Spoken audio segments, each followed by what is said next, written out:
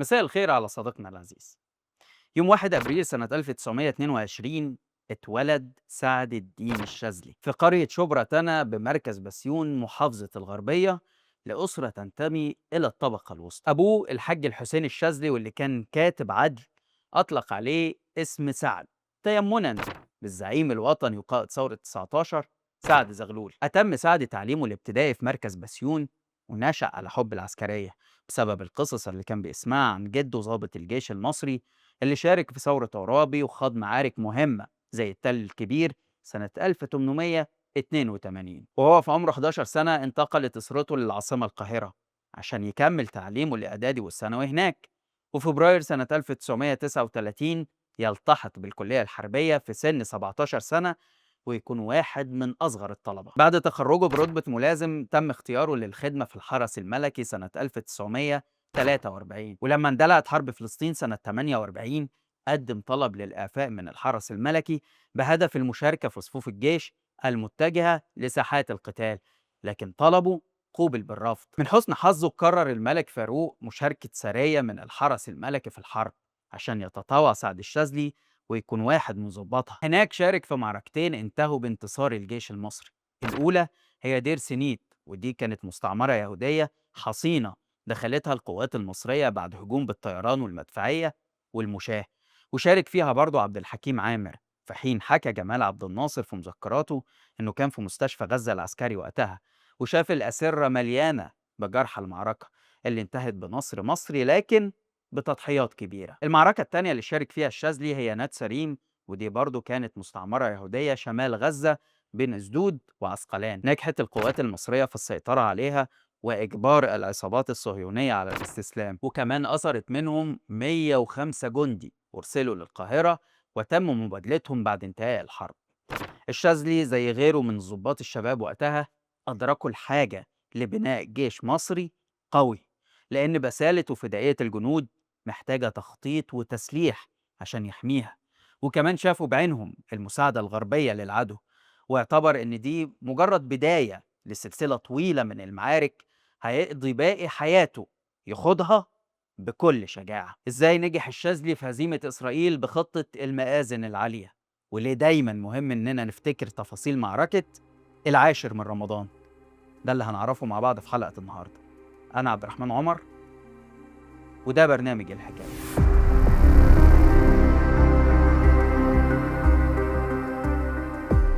أهلا بيكم. في بداية الخمسينات التحق سعد الشاذلي بحركة الضباط الأحرار، لكنه ما لعبش دور مؤثر في انقلابهم أو ثورتهم على الملك لأنه كان في دورة تدريبية وقتها. رغم كده لفتت شجاعته وذكائه في حرب 48 أنظار قادة الجيش اللي اختاروه سنة 53 عشان يشارك في دورتين تدريبيتين في أمريكا والاتحاد السوفيتي. رجع منهم بمهمة تأسيس سلاح المظلات في الجيش المصري، وكمان بإتقان اللغتين الإنجليزية والروسية. سلاح المظلات في الجيش هو عبارة عن قوات برية محمولة جوا بتنزل بمظلاتها في عمق العدو أو خلف خطوطه، وتؤدي مهمات خطيرة عشان تساعد القوات البرية على التقدم. الشاذلي تولى قيادة كتيبة المظليين الأولى في مصر سنة 1955، وبعد سنة واحدة حصل العدوان الثلاثي على مصر. قوات الشاذلي كان المفترض تهبط خلف خطوط العدو الإسرائيلي في سيناء، لكن الطيران الإنجليزي ضرب القواعد الجوية المصرية، وده اللي خلاها تشارك في الحرب كقوات برية، ووكلت لها مهمة وقف تقدم القوات البريطانية من بورسعيد. سنة 1960 قاد سعد الدين الشاذلي أول قوة مصرية تشارك في بعثات السلام التابعة للأمم المتحدة، لما اختاروا عبد الناصر على رأس كتيبة مظلات أرسلت إلى جمهورية الكونغو الديمقراطية، وكانت مهمتهم حفظ الأمن لدعم حكومة لومومبا الثورية ومنع عودة الاحتلال البلجيكي. في الكونغو احتك الشاذلي بقوات عسكرية من دول متعددة في وقت ما كانش بتحصل فيه مناورات مشتركة مع جيوش أخرى، لكن لسوء حظه حصل انقلاب عسكري ضد لومومبا اللي اتقتل بطريقة وحشية، وصعد للسلطة الجنرال موبوتو اللي كان معادي لمصر. وده خلى الشاذلي يقود تمرد ويحرك جزء من قواته إلى العاصمة ليوبولدفيل بدون إذن الأمم المتحدة، قبل ما يقرر عبد الناصر سحب القوات المصرية ويرجع الشاذلي من الكونغو سنة 61. لكنه ما يرجعش على مصر، ولكن على انجلترا عشان يتعين ملحق حربي هناك ويكتسب خبرات أكتر نتيجة الاحتكاك بالجيش البريطاني من ناحية، والملحقين العسكريين الأجانب من ناحية تانية. نشاط الشاذلي في لندن امتد للاتصال بالأحزاب والهيئات المختلفة، خاصة المعادية لإسرائيل، وده اللي تسبب في اتهامه بالاتصال مع الفاشيين بسبب لقاءاته ومراسلاته مع الحركة الاشتراكية بقيادة كولين جوردن. مع اشتعال حرب اليمن رجع الشاذلي سنة 65 عشان يقود قوات المظلات هناك ويعيش تجربة قاسية بسبب بيئة القتال الصعبة في الجبال، فضلا عن أن الخصم كان بيخوض حرب عصابات وتعتمد على الكمائن وأسلوب الكر والفر، وده اللي خلى الشاذلي يغير تكتيكات القتال ويعتمد هو كمان على الهجمات الخاطفة وينجح في تأمين عمليات الإمداد، والأهم من وجهة نظره تدريب القوات اليمنية بدل الاعتماد على القوات المصرية لوحدها. الشاذلي كان مدرك أن حرب اليمن بتمثل استنزاف للجيش المصري، عشان كده أوصى بعدم إرسال مزيد من القوات.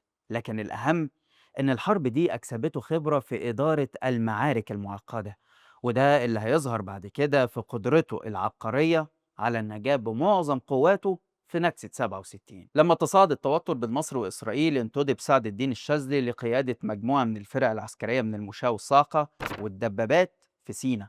اتعرفت الفرقة دي بعد كده باسم مجموعة الشاذلي لأنها كانت بتتصرف بشكل شبه مستقل عن قيادة الجيش، وكان دورها منع تقدم العدو من الأراضي المفتوحة بين وسط وجنوب سيناء. يوم 5 يونيو طلب من الشاذلي التحرك الساعة 6 صباحا بطائرة هليكوبتر إلى مطار فايد العسكري لحضور اجتماع مع المشير عبد الحكيم عامر. بعد وصوله هو وباقي قادة الفرق في سيناء فوجئوا بقصف إسرائيلي لكل مطارات مصر عشان يتفرقوا فورا ويرجع كل قائد لموقعه بشكل عشوائي. رجع الشاذلي لموقعه اللي كان على بعد 20 كيلو من حدود فلسطين علشان يلاقي فرقته المكونة من 1500 جندي مستعدة للقتال، لكن بدون أي غطاء جوي. حاول الاتصال بالقيادة سواء في سيناء أو القاهرة لكنه فشل، وهنا اكتشف إنه معزول تماما. الشاذلي اللي كون خبرة كبيرة في الكونغو واليمن زي ما حكينا اتصرف بوعي تكتيكي عالي ودهاء عسكري كبير، وأمر قواته بالتقدم شرقا ناحية صحراء النقب في الأراضي المحتلة بدل الانسحاب غربا زي ما عملت باقي القوات، وهناك تمركز في منطقة جبلية خلف خطوط العدو، لكنه قدر يحمي قواته من الطيران الإسرائيلي لمدة يومين لغاية ما جاله اتصال من القيادة العامة في القاهرة يطلب منه الانسحاب بأي طريقة ويبلغه إن العدو سيطر على سيناء. رغم كده نفذ الشاذلي مناورة تعتبر من أصعب المناورات العسكرية في تاريخ الجيش المصري لما أمر قواته بالانسحاب ليلا عبر الطرق الجبلية عشان يتجنب طيران العدو وكمان قواته البرية بدون أي دعم جوي أو استخباراتي. فجر يوم 8 يونيو رصد الطيران الإسرائيلي مجموعة الشاذلي وهاجمها عشان ترد عليه بالمدافع الرشاشة والأسلحة الخفيفة في ظل غياب أي أسلحة مضادة للطائرات، وده اللي كبت قواته خسائر قدرت ب 20%، بينما تمكنت باقي المجموعة من عبور قناة السويس. وأصبح الشاذلي هو آخر قائد مصري يعبر من شرق القناة إلى غربها. اللي عمله الشاذلي خلى جنود وضباط وقادة الجيش ينظروا ليه باحترام كبير، وأصبح مقدر ليه القيام بدور كبير في مرحلة ما بعد النكسة. خليني أقول لك إن فور وصوله اتكلف الشاذلي يوم 10 يونيو بقيادة لواء مشاة لمنع تقدم العدو غرب القناة، وبعد يومين بس حصلت تغييرات شاملة في الجيش شملت تعيين سعد الشاذلي قائد للقوات الخاصة اللي كانت بتضم سلاحي المظلات والصاعقة واللي هتلعب الدور الأكبر في حرب الاستنزاف. واحدة من نقاط الضعف المصرية كانت الاعتداءات الإسرائيلية على الشريط الساحلي المطل على البحر الأحمر، وده شمل غارات وعمليات خطف المدنيين وعسكريين كانت بتتم بشكل مستمر. يعني مثلا تهبط طيارة إسرائيلية على طريق قنا القصير وتوقف ميكروباص وتخطف الركاب اللي فيه، بالإضافة لتدمير المنشآت ومهاجمة النقاط العسكرية زي حادثة الزعفرانة اللي استشهد فيها محافظ البحر الأحمر اللواء حسن كامل واتنين من الخبراء الروس، إضافة لحوالي 150 جندي مصري. عبد الناصر كلف الشاذلي سنة 1970 بقيادة منطقة البحر الأحمر العسكرية، وفعلا نجح في الحد من الاعتداءات الإسرائيلية بعد ما منع المرور على الطرق ليلا وزود عمليات التفتيش لاكتشاف الألغام وحدد مناطق آمنة يلجأ ليها المدنيين، ونجح في تحرير جزيرة شدوان اللي وقعت تحت الاحتلال لفترة من الوقت. يوم 16 مايو سنة 1971 عين سعد الشاذلي رئيسا لأركان الجيش، وعلى عكس الرأي المعارض للحرب وقتها في أوساط الجيش والمخابرات قدم الشاذلي خطة المآذن العالية بعد 3 شهور من توليه المسؤولية. خطة الشاذلي ركزت على تدمير خط بارليف وعبور قناة السويس والسيطرة على مساحة 12 كيلو متر شرق القناة، واتخاذ مواقع دفاعية محمية بغطاء جوي. بناء عليها بدأ يزود عدد المجندين والضباط اللي ارتفع من 800 ألف مجند لمليون و200 ألف، ومن 36 ألف ضابط ل 66 ألف، يعني زود 30 ألف ضابط في سنتين. وده عمله من خلال دورات الضباط المتخصصين. يوم 5 أكتوبر الموافق 9 رمضان اختار الشاذلي شعار الله أكبر كصيحة للحرب، وفعلا كلف إدارة التوجيه المعنوي بتوزيع ميكروفونات على طول الجبهة تردد الهتاف، واعتبر إنها أقوى كلمة ممكن تحمس الجنود في المعركة. كمان في الشهور اللي سبقت الحرب كان وزع كتيب على الجنود عنوانه عقيدتنا طريق النصر. يوم 6 أكتوبر الساعة 2:05 ظهرا حلقت 200 طائرة مصرية على ارتفاع منخفض فوق القناة، وتوجهت في عمق سيناء وضربت القوات الإسرائيلية. في نفس الوقت شنت وحدات المدفعية قصف عنيف على حصون بارليف وحقول الألغام عشان تعبر المجموعة الأولى وعددها 4000 جندي قناة السويس، وتفتح 70 ممر في الحواجز الرملية باستخدام خراطيم المية ذات الضغط العالي. وهنا عبرت مجموعات المشاة اللي سيطرت على النقاط والحصون القوية عشان تسمح بوضع 5 جسور فوق القناة، وتبدأ الفرق المدرعة تعبر إلى سيناء عشان تخسر إسرائيل 260 دبابة و30 طيارة وآلاف القتلى. في الوقت ده الشاذلي اعتبر إن خطته نجحت وحققت كل أهدافها، وكان قراره هو الثبات في النقاط العسكرية اللي اكتسبها، وتقديره إن أي خطة لتطوير الهجوم هتكون بمثابة انتحار لأنها مش هتتمتع بغطاء جوي يحميها من طيران العدو. لكن بداية من يوم 12 أكتوبر جات له الأوامر من القيادة السياسية برئاسة السادات بتطوير الهجوم بهدف تخفيف الضغط على الجبهة السورية. خطة السادات تسببت في تجبيد الجيش خسائر كبيرة، وادت المبادرة للعدو اللي نفذ بقيادة شارون ثغرة الدفرسوار لما تقدم بقواته بين الجيشين التاني والتالت، وبدا الطريق إلى القاهرة مفتوح أمامه. الشاذلي قدم خطة بعمل مناورة لاحتواء الثغرة عن طريق سحب لواءين من الجيش الثاني ومحاصرة الإسرائيليين اللي كانوا محاصرين الجيش الثالث، لكن السادات رفضها بسبب خوفه من الآثار المعنوية لفكرة سحب القوات لأنها هتفكر الناس بالنكسة، وقرر الاتصال بالسوفييت والأمريكان لمناقشة مفاوضات وقف الحرب. العلاقة بين الشاذلي والسادات فضلت متوترة، وتبادلوا لاحقا الاتهامات حوالين المسؤولية عن تضييع فرصة نصر ساحق على إسرائيل. لكن في ديسمبر 73 اتعرض على الشاذلي العمل كسفير بدرجة وزير في أي بلد يختاره، لكنه رفض وقدم استقالته من رئاسة الأركان. بعدها توسط حسني مبارك بطلب من السادات، ونشرت الجرايد خبر تعيين الشاذلي سفير في لندن، وده اللي أثار غضب الإنجليز لأن ما تمش إبلاغهم قبلها.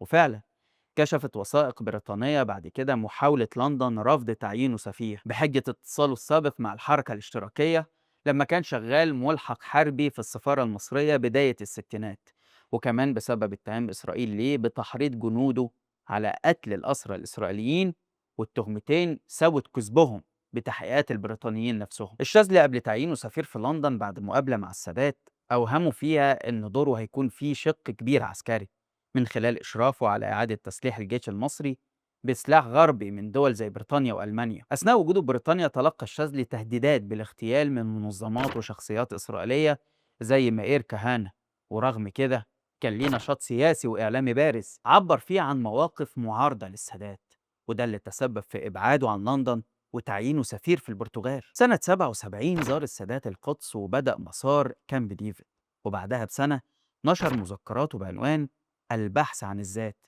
اللي انتقد فيه الشاذلي وحمله مسؤولية الفشل في التعامل مع الثغرة. وكرد فعل قوي من الشاذلي نشر بيان رسمي هاجم فيه السادات ووصفه بالطاغية عشان يقيله السادات ويطلب منه الحضور للتحقيق في القاهرة.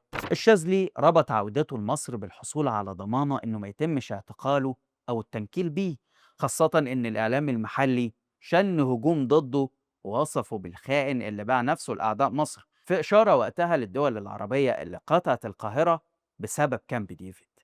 وثائق بريطانية كشفت إن الشاذلي قدم وقتها طلب بالحصول على تأشيرات لأفراد أسرته، لكن لندن وافقت على منح التأشيرات لبنته وأولادها، في حين رفضت استقبال الشاذلي خوفا من تضرر علاقاتها مع مصر. الشاذلي تنقل وقتها بين عدد من العواصم لغاية ما استقر في الجزائر كلاجئ ومعارض سياسي، خاصة بعد ما نشر كتاب قدم فيه روايته عن حرب أكتوبر، عشان يحاكم غيابيا أمام محكمة عسكرية في مصر بتهمة إفشاء أسرار عسكرية، ويحكم عليه بالسجن 3 سنين مع مصادرة ممتلكاته. العداء بين الرجلين استمر لغاية اغتيال السادات، اللي مدح الشاذلي ووصف منفذه بأنه ضابط مصري شجاع.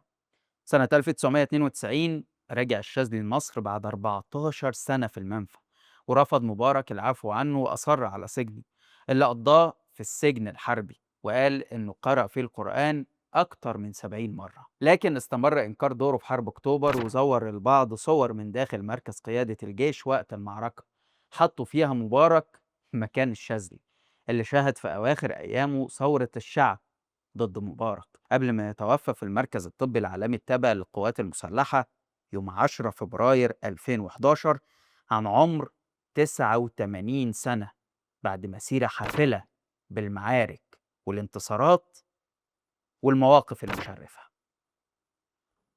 بس كده، لحد هنا والحلقة خلصت. شارك الحلقة لو عجبتك، وتابع حساب شباك وحسابي على الانستجرام، هتلاقي اللينك في الوصف. واستنانا كل يوم اتنين وجمعة الساعة 8 بالليل بتوقيت القاهرة في حلقة جديدة من برنامج ايه الحكاية. سلام.